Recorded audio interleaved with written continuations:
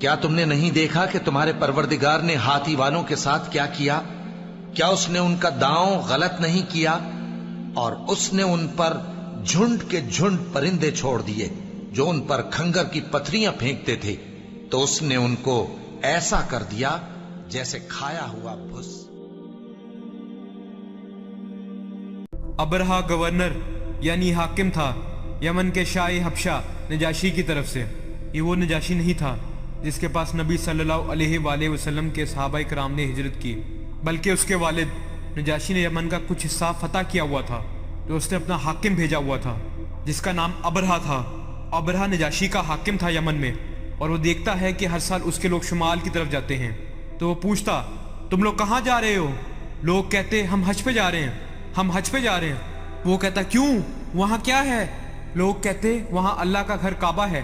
تو وہ کہتا میں تمہارے لیے گھر بناؤں گا جو تمہارے گھر کعبہ سے کہیں زیادہ بہتر ہوگا، اور تمہیں حج کے لیے یہیں آنا ہوگا۔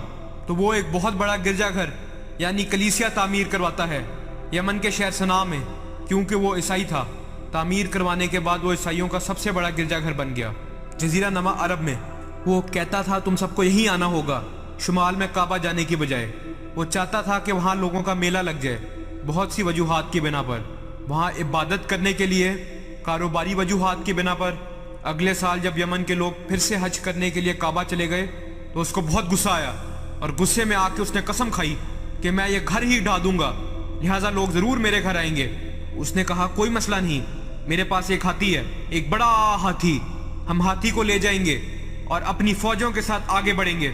اس لیے وہ اپنی فوج کو جمع کرتا ہے، کیونکہ وہ حبشہ سے تھے لہٰذا ان کے پاس ہاتھی تھا، ورنہ جزیرہ نما عرب میں ہاتھی قدرتی جانور کی حیثیت سے نہیں رہتے تھے، لیکن کیونکہ وہ افریقہ سے تھے لہٰذا اس کے پاس ایک ہاتھی تھا، اور وہ ہاتھی کو جنگ کی تربیت دینے سے واقف تھے۔ اور جب وہ کعبہ کی طرف روانہ ہوا اپنی فوج کے ساتھ، جس میں کچھ کہتے ہیں تقریباً 8 ہاتھی تھے اور کچھ کہتے ہیں تقریباً 20 ہاتھی تھے، بیشتر روایات کہتی ہیں وہاں صرف ایک بڑا ہاتھی تھا، باقی عام اونٹ وغیرہ تھے۔ کچھ مورخین کہتے ہیں نہیں، یہ بہت سے ہاتھیوں کی پوری فوج تھی، لیکن قرآن پاک ایک ہاتھی کا ذکر کرتا ہے، الفیل، مطلب ایک ہاتھی۔ تو اصحاب فیل یعنی ہاتھی والے لوگ، بڑا بہت بڑا ہاتھی، اور وہاں فوجیں تھیں جو ہاتھی کے ساتھ آئی تھیں۔ اور یہ بھی کہا جاتا ہے کہ اس نے کعبہ جانے کے لیے ایک عرب دورہ رہنما رکھا تھا۔ انہوں نے مکہ المکرمہ کی طرف چڑھائی شروع کی۔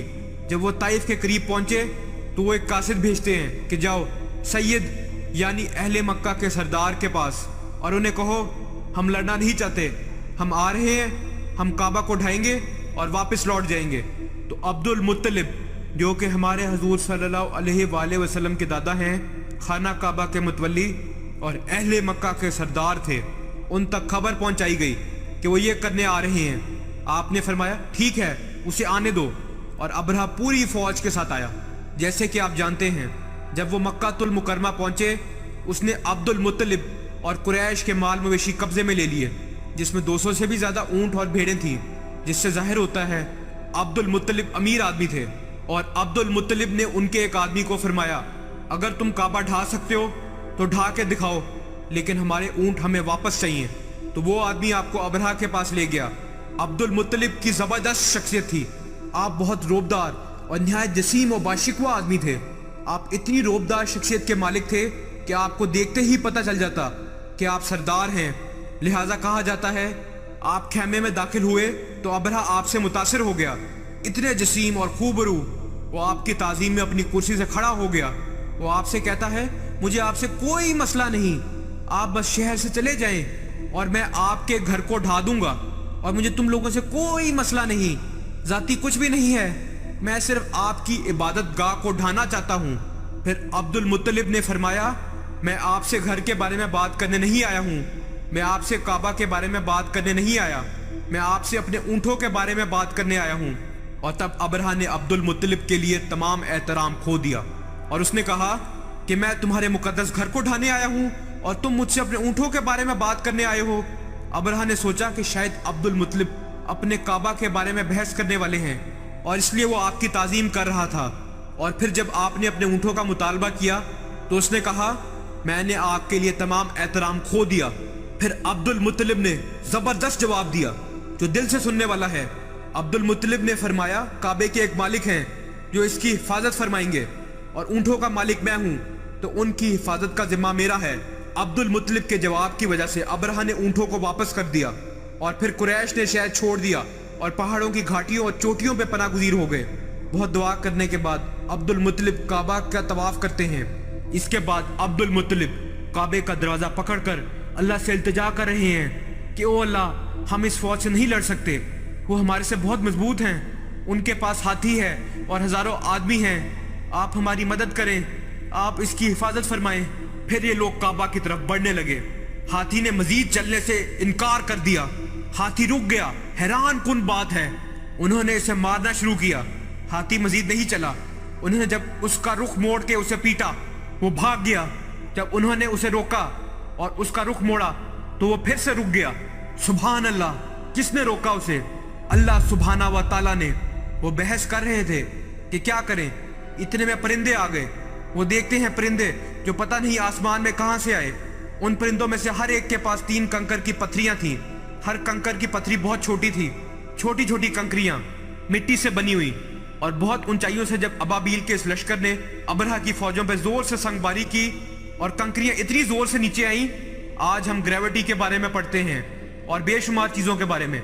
वल्लाही, अगर आप सूरह फील की इस तशरीह पर निगाह डालें तो आप समझ जाएंगे। जब इतनी ऊंचाइयों से कंकरियां गिराई गई तो कंकरियां उन लोगों के जिस्म को चीरते हुए जमीन पर गिरती और उन्हें मौके पे ही हलाक कर देती। और लोग देख रहे थे। अल्लाहू अकबर! क्या अब्दुल मुत्तलिब ने कहा नहीं था कि काबे के एक मालिक हैं जो इसकी हिफाजत फरमाएंगे? तुम्हें याद रखना होगा कि उस दिन से लेके आज तक काबा की हिफाजत अल्लाह सुभाना व ताला फरमा रहे हैं। तो यह अज़ाब अल्लाह सुभाना व ताला का भेजा हुआ था।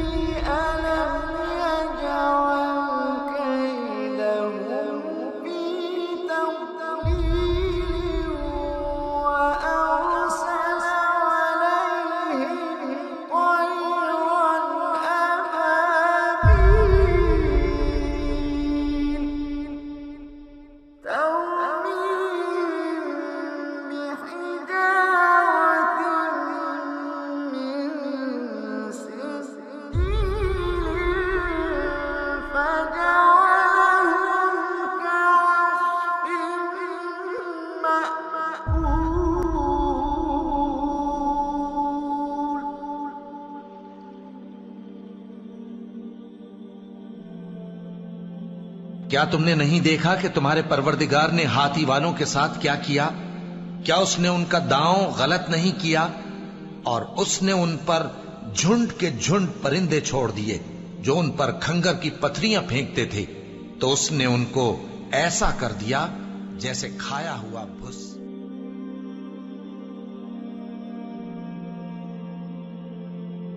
और उनमें से कुछ जख्मी हो गए, वो वापस चले गए और उन्हें ऐसी बीमारी का सामना करना पड़ा।